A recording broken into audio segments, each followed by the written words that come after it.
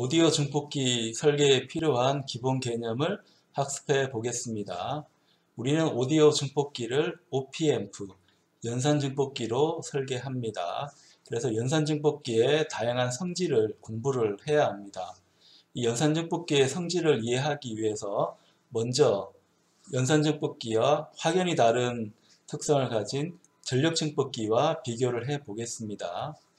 또한 연산 증폭기는 필연적으로 발진합니다. 그러니까 발진이 뭔지 공부를 하고 발진을 잡기 위해서 OP-앰프에는 반드시 Capacitance Compensation을 하게 됩니다. 근데 이러한 Capacitance Compensation으로 인해서 OP-앰프는 몇 가지 문제점을 지니게 됩니다. 여기에 대해서 차분히 공부를 하겠습니다.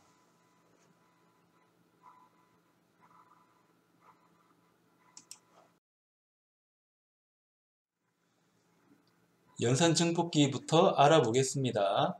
연산 증폭기는 우리가 전자회로에서 많이 공부한 내용입니다. 연산 증폭기는 간단하게 전압이나 전류를 증폭하고자 할 때 사용하는 장치입니다. OP-앰프라고도 하는데요. OP-앰프는 Operational Amplifier의 약자가 됩니다. OP-앰프가 구동되기 위해서는 바이어스가 들어가야 하는데요. 바이어스는 플러스 전압과 마이너스 전압을 동시에 주게 됩니다. 그러면 입력이 없을 경우에 출력은 거의 0V로 나오는 안정된 상태, 접지에 가까운 상태를 만들 수가 있습니다. 그래서 연산 증폭기는 통상적인 증폭기와는 다르게 플러스 전압과 마이너스 전압을 동시에 가해줍니다. 그래서 전력 공급기, 파워 스플라이를 이용해서 연산 증폭기 실험할 때는 플러스 전압과 마이너스 전압을 동시에 만들 수 있어야 합니다. 그래서 파워 스플라이인 경우에 이 파워 스플라이의 출력은 두 군데가 있어야지 플러스 전압과 마이너스 전압을 만들어낼 수 있습니다. 또한 연산 증폭기는 입력 단자가 하나가 아니고 두 개입니다. 플러스 단자와 마이너스 단자가 있습니다. 플러스 단자에 입력을 넣으면 출력이 플러스로 얻어집니다. 마이너스 단자에 입력을 넣으면 출력은 마이너스가 얻어지는 특성이 있습니다. 그러니까 이러한 특성을 이용하면 연산 증폭기를 이용해서 사칙 연산, 더하기 빼기 곱하기 나누기를 만들 수가 있는데요. 아주 옛날에 컴퓨터를 진공관으로 만들 때 사용했던 방식입니다. 하지만 요즘은 CPU가 굉장히 잘 나오고 있기 때문에 연산 증폭기를 이용해서 계산을 하는 일은 발생하지 않습니다. 하지만 전통적인 이유로 컴퓨터를 만들 때 썼던 진공관 형태의 증폭기라고 해서 연산 증폭기는 이름이 남아 있습니다. 연산 증폭기는 굉장히 많은 숫자의 트랜지스터로 구성하기 때문에 내가 직접 연산 증폭기를 납땜해서 제작하는 경우는 없습니다. 몇백 원을 주면 OP-앰프를 IC 형태로 팔기 때문에 이러한 IC를 이용해서 연산 증폭기를 사용을 합니다.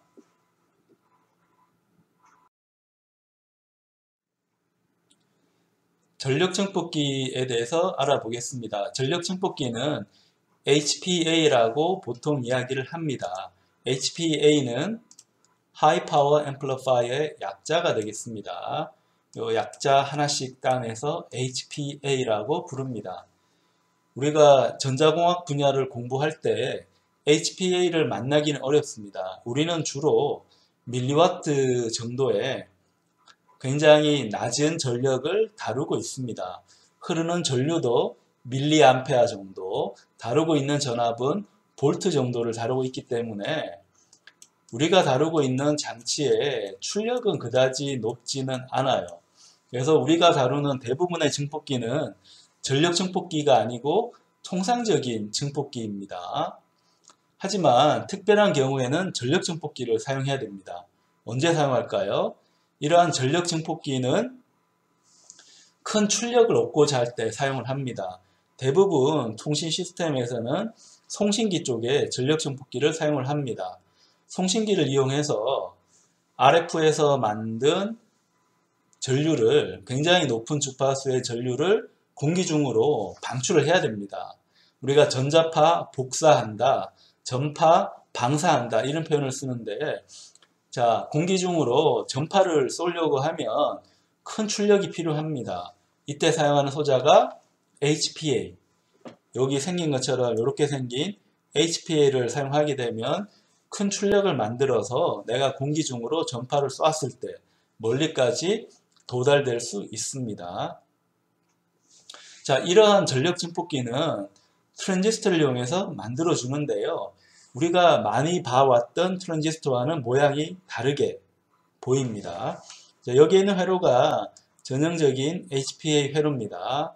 물론 우리가 이 회로를 해석하진 않습니다. 해석할 필요도 없고, 자, 이 회로에서 특이한 부분을 한번 찾아보세요. 어떤 부분이 다릅니까?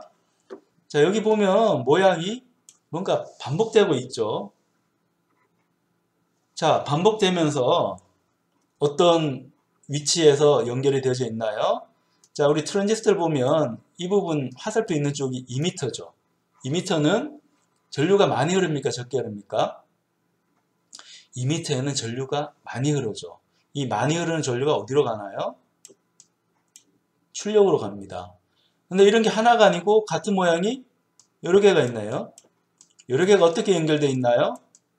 한 점에서 만나고 여러 점에서 들어오기 때문에 병렬로 연결되어져 있습니다. 그 말은 이 트랜지스터 하나에 흐르는 전류가 I라고 하면 빠져나갈 때 전류는 어떻게 될까요? 빠져나갈 때 흐르는 전류, 이게 트랜지스터 몇 개인가를 보면 되죠. 하나, 둘, 셋, 넷, 다섯, 여섯, 일곱, 여덟, 9개. 9개니까 흐르는 전류는 9배가 됩니다. 통상적인 트랜지스터는 이렇게 설계하지 않습니다. 이렇게 많은 트랜지스터를 병렬로 배치할 이유가 없습니다. 왜냐하면 우리는 그 정도로 높은 전력은 필요로 하지 않으니까요. 하지만 전력 증폭기는 많은 전력을 만들어내야 되기 때문에 트랜지스터를 병렬로 층층이 쌓아서 만들어줍니다. 자, 그러다 보니까 이 트랜지스터는 우리가 많이 봐왔던 트랜지스터와는 모양이 다릅니다. 자, 연결선을 보더라도 연결선, 금속으로 된 연결선이 굵죠. 굵으면 저항이 적어서 열이 덜 발생합니다. 하지만 그렇게 줄이더라도 이 전력 증폭기는 큰 전력을 다루고 있기 때문에 필연적으로 열이 발생해요. 열이 발생하면 반도체에는 특성이 심하게 변하죠. 그 변하는 특성을 줄이려고 하면 열을 빨리 방출해야 됩니다. 그래서 방열판, 히트싱크라고 하는 것을 우리가 장착을 해야 됩니다. 히트싱크를 장착을 해서 열을 빨리 방출하는 그런 특성을 가지고 있는 게 전력 증폭기의 중요한 모양, 특성입니다. 와 전력 증폭기를 비교를 해 보겠습니다.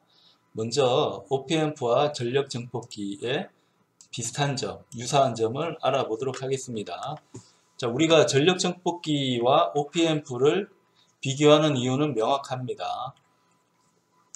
현재 사용되고 있는 통신 시스템은 대부분 전자회로로 구성이 됩니다. 이 전자회로는 아날로그 회로와 디지털 회로로 구별할 수 있는데요. 디지털 회로는 전부 아날로그 회로로 구성한다 생각하면 편리합니다. 아날로그 회로는 전압 전류 상태가 연속적으로 변할 수 있겠지만 디지털 회로는 연속적으로 변하는 이 전압과 전류를 특정 지점에서 선택을 합니다.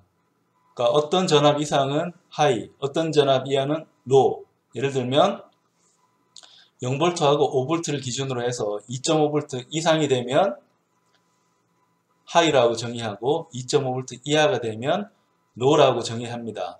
그리고 디지털 회로에서는 전압을 쏠 때 2.5V를 쏘는 경우는 없습니다. 항상 0V 아니면 5V를 출력을 내서 그 상태를 비교를 하게 됩니다.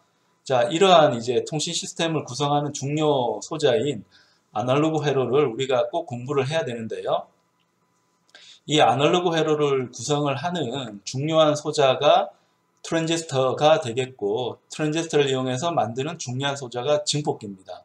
그래서 우리가 증폭기를 공부한다 하면 통신 시스템을 전반적으로 이해하는 출발점이 됩니다. 그래서 증폭기를 이해를 해야 되는데, 이 증폭기를 이해하려면 비교하는 방식으로 이해하는 것도 굉장히 좋습니다. 그래서 통상적인 증폭기인 OPMP와 특성이 좀 차별화되는 특이한 특성을 가진 전력 증폭기를 비교하면서 증폭기의 특성을 우리가 공부를 한번 해보도록 하는 겁니다. 자, OPMP와 이제 HPA라고 하는 전력 증폭기를 한번 보면 이 둘의 유사점은 분명합니다. 둘 다 앰플리파이어가 되기 때문에 증폭기가 되겠고, 이 증폭기는 다 뭘로 구성합니까? 트랜지스터. 우리가 수업 시간에 주로 배운 트랜지스터는 BJT라고 하는 트랜지스터입니다. 바이폴러 정션 트랜지스터를 많이 공부를 했는데, 실제 현업에서 많이 사용하는 것은 BJT보다는 FET라고 하는 필드 이펙트 트랜지스터가 가장 많이 사용됩니다. 자, 어쨌건 이런 트랜지스터를 이용해서 증폭기를 만들기 때문에 OP앰프 내부에도 트랜지스터가 굉장히 많이 존재하고, HPA 내부에도 트랜지스터가 굉장히 많이 존재합니다. 자, 그런 측면에서 비슷한 점이 있다라고 볼 수 있고요. 이 트랜지스터는 대표적인 능동 소자죠. OP앰프와 HPA는 능동 소자를 활용해서 능동 소자의 특성을 적극적으로 이용하는 소자가 됩니다. 자, 능동 소자의 반대말은 뭘까요? 자, 능동 소자와 반대되는 말은 당연히 능동의 반대말 수동 소자가 되겠죠. 우리가 일상 용어에서도 능동적이다 혹은 수동적이다 이런 표현을 쓰잖아요. 마찬가지로 소자에서도 능동, 수동을 구별합니다. 능동은 영어로 하면 active라고 할 수가 있고, 수동은 영어로 하면 passive라고 할 수 있습니다. 자, 이 능동과 수동을 구별하는 것은 어떤 점이 능동과 수동을 구별하는 관점이 될까요? 능동과 수동을 구별하는 여러 가지 관점이 있을 수 있겠지만, 여러분이 쉽게 보는 것은 바이어스를 이용해서 보면 됩니다. 능동 소자는 그 자체로 구동되지 않고 반드시 상태를 잡아주고, 잡아준 상태에서 보통 소신호를 가해줘서 신호의 특성을 능동적으로 변화를 시킵니다. 능동 소자가 구동되기 위해서는 기본적으로 전력 기준 혹은 전압 전류 기준을 잡아주는 게 필요합니다. 내가 원하는 상태에서 안전하게 동작할 수 있도록 기본 상태를 잡아줘야 됩니다. 자, 그런 특성을 가진 게 능동 소자라고 할 수 있겠고, 수동 소자는 바이어스 잡아볼 필요 없이 그냥 사용할 수 있습니다. 대표적인 소자가 RLC라고 하는 저항, 인덕터, 커패시터, 이런 종류는 내가 바이어스를 잡아줄 필요 없이 DC 전압을 원하는 상태로 만들려고 가해줄 필요 없이 그냥 사용한다면 저항, 인덕터, 커패시터가 그냥 특성을 나타내게 됩니다. 수동 소자는 바이어스를 잡아줄 필요 없기 때문에 편리하게 사용할 수 있겠지만, 능동 소자는 바이어스가 필요해서 사용할 때 신경을 많이 써야 합니다. 그래서 OP앰프와 HPA는 능동 소자를 사용하기 때문에 능동 소자는 필연적으로 반도체로 구성을 하고, 반도체는 반드시 비선형 특성이 있습니다. HPA도 비선형 특성이 있어요. 다만 OP앰프 같은 경우에는 비선형 특성이 약합니다. 전력을 아주 크게 키우진 않기 때문에 약한데, HPA는 굉장히 강한 비선형 특성을 가집니다. 어쨌건 둘 다 비선형 특성을 가지고 있기는 합니다. 그리고 이 능동 소자를 사용하기 때문에 필연적으로 바이어스를 가해줘서 이 OP앰프가 내가 원하는 증폭할 수 있는 상태, 그러니까 액티브 모드에 가 있도록 바이어스를 가해줘야 됩니다.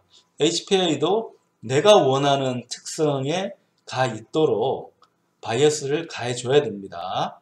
그래서 OP앰프와 HPA는 바이어스를 꼭 가해줘야 된다는 거. 자, 그걸 기억을 해야 되고요. 그 다음에 IC화 문제인데 OPMP는 기본적으로 다 IC로 구성을 합니다. 왜냐하면 OPMP에 들어가는 여러 가지 굉장히 많은 이 트랜지스터를 내가 일일이 납땜을 해서 구현한다고 하면 오동작도 많이 하고 오류도 많이 나겠지만 단가를 맞추기가 어렵습니다. 그래서 반도체 공정을 이용하게 되면 한 번에 소자를 형성하기 때문에 대량 생산이 가능해서 OPMP는 저가로 판매하면서도 효율이 좋아요. 이런 특성 만족하려고 하면 반드시 IC로 구성을 해야 되고요. HPA도 고전력을 만들어야 되기 때문에 우리가 앞서 회로도를 봤듯이 여러 트랜지스터를 병렬로 직접을 해줘야 되는데 이걸 납땜으로 하기는 어렵습니다. 또한 특성적 측면을 보더라도 HPA에 들어가는 이 출력단의 증폭기는 특성이 동일해야 되거든요. 그러니까 이런 동일한 특성을 맞추려고 하면 개별 소자를 따로따로 납땜해서 맞추기는 어렵겠죠. 근데 이걸 해결하는 방법은 한 번에 만들면 됩니다. 한 번에 만들면 그 공정에서 나온 트랜지스터는 인접한 위치에 있는 트랜지스터는 거의 동일한 특성을 보입니다. 그 다음에 출력 임피던스를 한번 보면 OPMP는 출력 임피던스가 거의 0입니다. 원래도 작았는데 피드백을 걸어줬기 때문에 더 이제 이상적으로 출력 임피던스를 줄일 수가 있습니다. 그러니까 HPA는 전류를 많이 흘리는 구조, 병렬 구조를 가지고 있기 때문에 트랜지스터 하나에 저항이 있었다 하더라도 그 저항이 병렬화가 되면 더 작아집니다. 예를 들어 HPA 트랜지스터 하나의 출력 저항이 10ohm이라고 할 때 내가 10개를 병렬했다고 하면 산술적으로 치면 10분의 1이 되니까 1ohm의 출력장을 가지게 되겠죠. HPA는 필연적으로 병렬화를 해서 트랜지스터를 구성을 했기 때문에 출력 임피던스는 상당히 작다고 이해할 수 있습니다.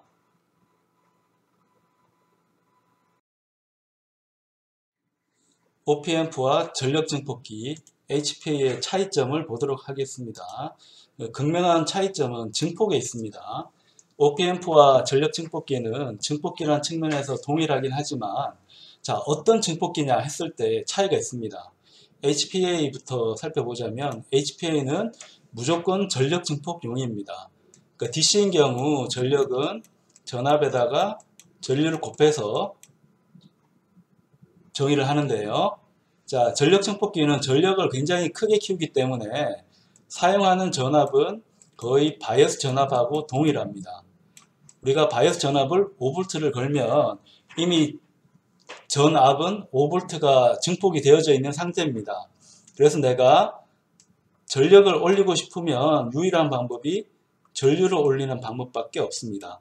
그래서 HPA는 엄밀하게 보자면 전류를 증폭을 합니다. 전류를 증폭을 하는데 그 전류 증폭에서 획득하는 성질은 전력을 증폭을 하는 게 최종적인 목표가 됩니다. 그래서 HPA는 출력단의 트랜지스터가 병렬로 항상 연결이 되어져 있습니다. 병렬로 여러 개 연결하면 각각의 트랜지스터가 만드는 전류를 하나로 합쳐서 큰 전류를 만들어낼 수가 있습니다. 거기에 비해서 OPMP는 저전력용입니다. 저전력용이라서 OPMP는 설계할 때 전압을 증폭할 수도 있고 전류를 증폭할 수 있는데 둘 다 증폭은 되지만 저전력용입니다. 전력이 높아지면 OPMP는 증폭을 하지 못합니다. OPMP가 가지고 있는 분명한 한계가 되겠습니다. 근데 이건 OPMP뿐만 아니고 대부분의 증폭기가 전력이 올라가면 제대로 증폭을 못합니다. 큰 이유는 전력이 굉장히 커진다는 뜻은 열이 많이 난다, 온도가 올라간다는 뜻이죠. 그러니까 여기에 대한 대책 없이 전류를 확 증가시키면 OPMP를 구성하는 트랜지스터가 타버립니다.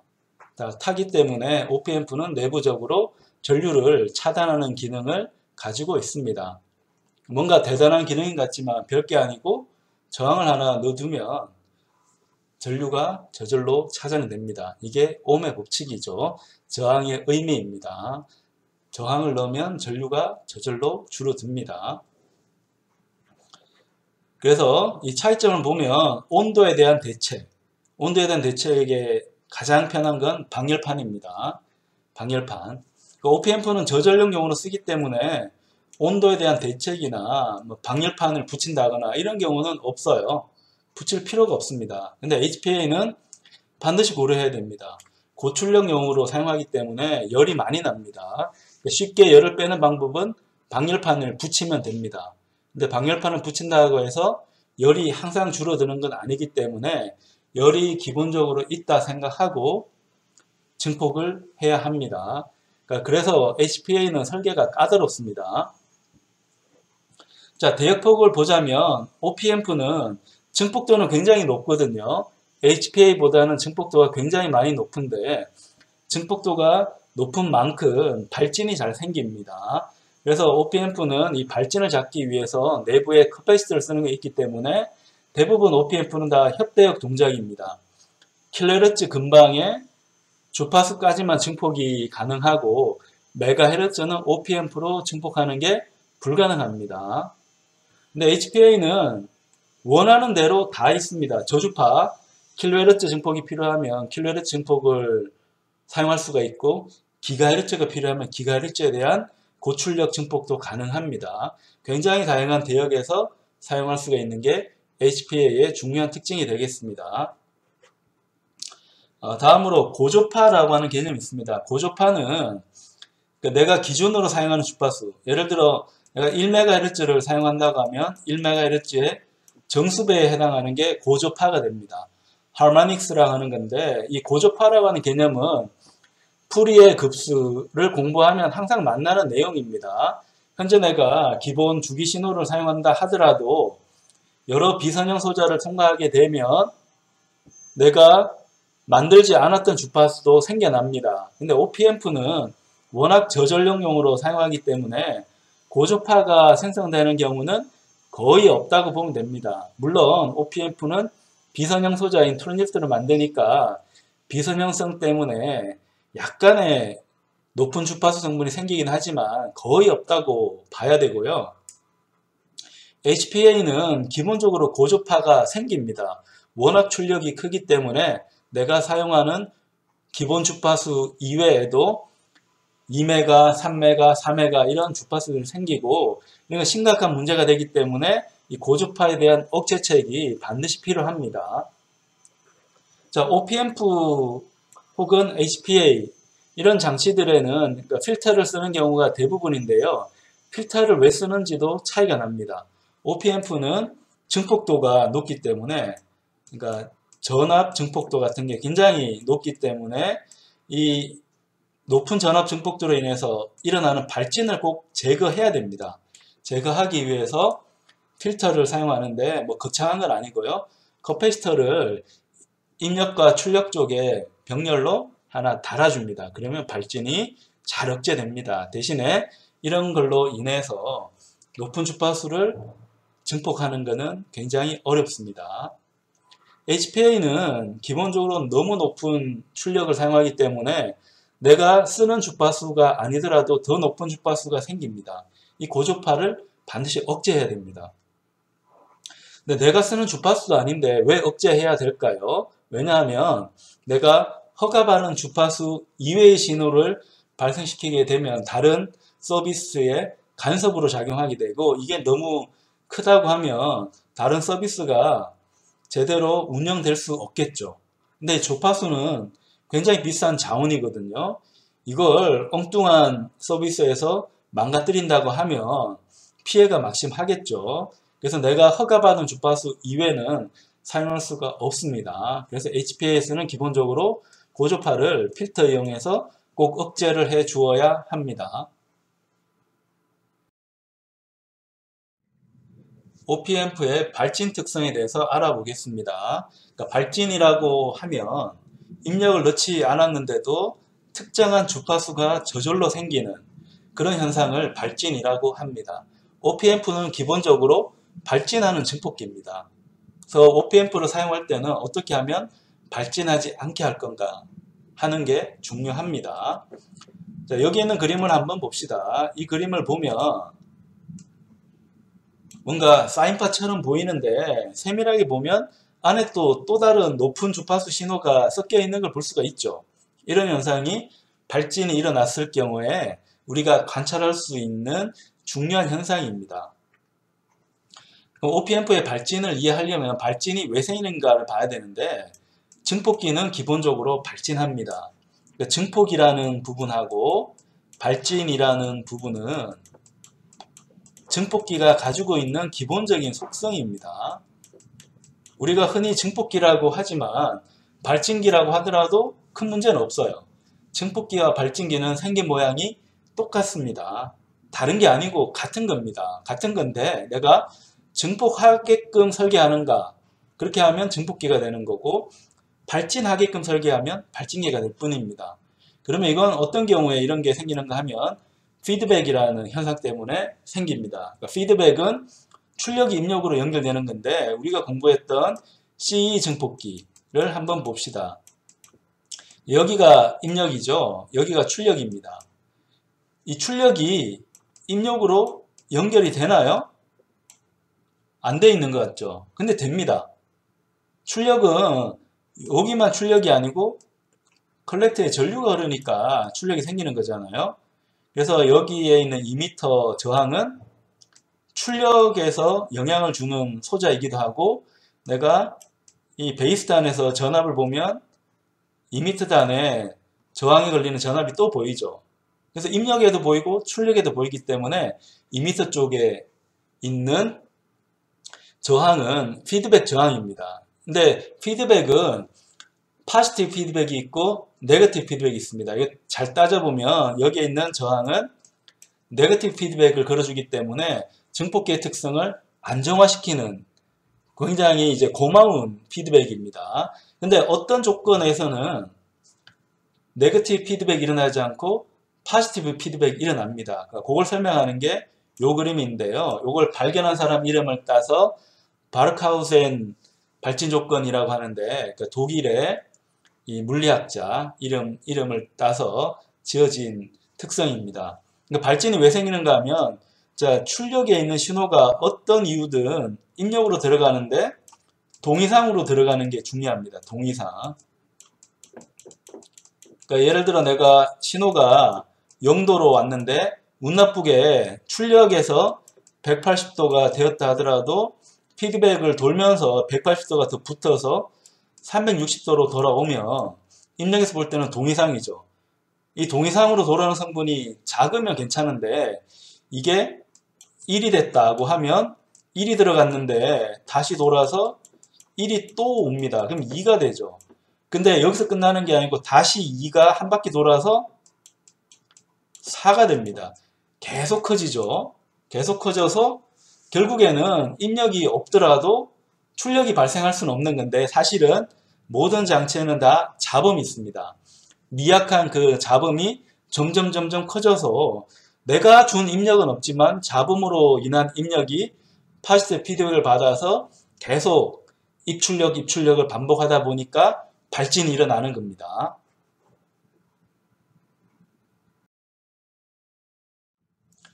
자, 그렇다면 우리가 증폭기의 발진 개념을 이해했으면 OPMP는 왜 발진이 일어나는가 봐야 되는데 OPMP는 기본적으로 이득이 높기 때문에 필연적으로 발진이 일어납니다.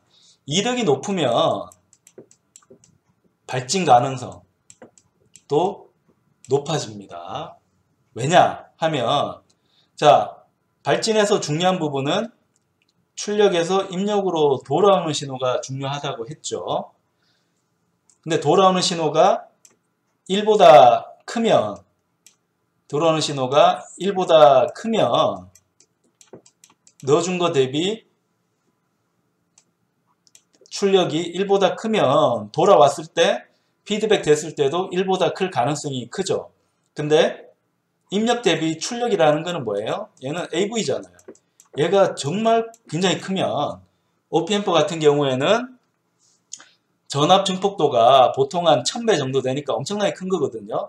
이런 정도로 크면 출력에 있는 신호가 커질 가능성이 크고 그게 다시 입력으로 연결됐을 경우에 미약하지만 큰 신호가 넘어오는 경우가 있습니다. 그렇게 되면 신호가 점점 커져서 발진이 일어납니다. 그래서 OPMP는 이득이 높기 때문에 기본적으로 발진합니다. 그럼 발진하지 않도록 하려고 하면 어떻게 하면 됩니까?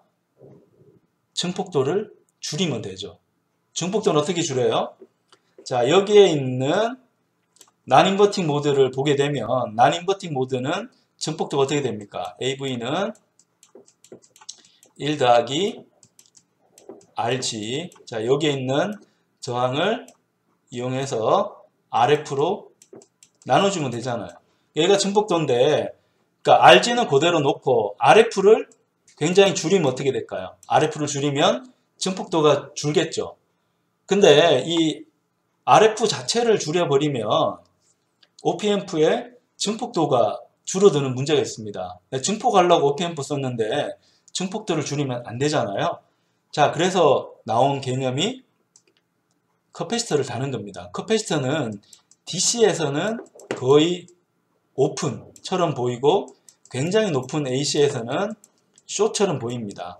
그래서 과감하게 높은 주파수는 포기하는 겁니다. 포기하고 낮은 주파수에서는 정상적으로 돌아가게 하고 높은 주파수에서는 증폭도를 확 떨어뜨립니다.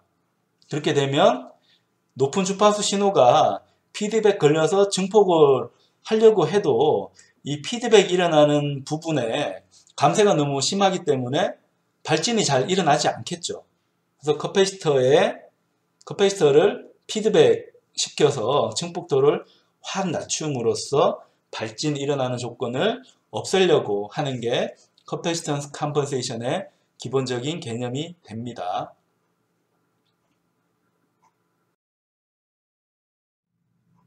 OPMP에서는 커패시턴스 컴pensation이 굉장히 중요한 요소입니다. 이걸 쓰지 않으면 OPMP는 증폭을 하지 못하고 발진기로 동작합니다. 특정 주파수 대역이 피드백이 걸릴 때 동의상으로 피드백이 걸리기 때문에 그 주파수가 모든 전력을 다 가지고 가서 발진기가 되어버립니다. 증폭이 안 된다는 거죠. 그래서 어쩔 수 없이 커패시터를 써야 되는데 얘를 씀으로 해서 나타나는 중요한 현상이 일단 OPMP는 대역폭이 굉장히 좁습니다. 이건 이유를 설명했습니다. 대역폭을 줄이는 대신에 발진은 방지하고 있어요. 커패시터가 있기 때문에 어쩔 수 없이 생기는 현상입니다. 피드백으로 걸리는 부분이 크면 클수록 증폭도가 높아지는데 주파수가 높아지면 이 커패시터는 숏처럼 보입니다. 낮은 저항으로 보이는 거죠. 그러면 여기에 있는 피드백 저항하고 커패시터가 만드는 낮은 임피던스로 인해서 피드백 되는 저항이 줄어드는 효과가 생깁니다. 그래서 주파수가 높아지면 증폭을 제대로 하지 못하고 그 경우는 증폭기로 제대로 동작하지 못하니까 증폭기 대역폭이 좁다라고 이야기합니다. 자, 이건 AC에 대한 현상인데 자, 트랜지션 리스폰스 과도응답에서도 마찬가지 현상이 생깁니다. 여기 커패시터가 크기 때문에 충방전할 때 스위칭을 빠르게 못합니다. 이 커패시터는 배터리 역할도 한다고 했죠. 그래서 입력으로 이런 펄스 신호를 넣는데 출력이 펄스를 따라가지 못하고 충전되는 모양을 보는 겁니다. 다시 입력이 내려가면 방전되는 모양을 보게 됩니다. 그래서 내가 넣어준 펄스를 출력이 제대로 못 따라가는 이런 현상을 설명하기 위한 지표가 슬루 레이트입니다. 슬루 레이트. 슬루 레이트는 이제 빠르게 변화한다는 그 비율인데 얼마만큼 빠르게 변화할 수 있는가. 근데 OPMP는 슬루 레이트 특성이 나쁩니다. 왜? 피드백으로 커패시터가 들어가 있고 얘가 충방전을 하기 때문에 스위칭을 빠르게 하지를 못합니다. 그 스위칭을 얼마나 빠르게 하는가 하는 비율이 뭐라고요? 슬루 레이트라는 용어를 사용합니다. 급격하게 변화하는 비율, 슬루 레이트이라고 합니다.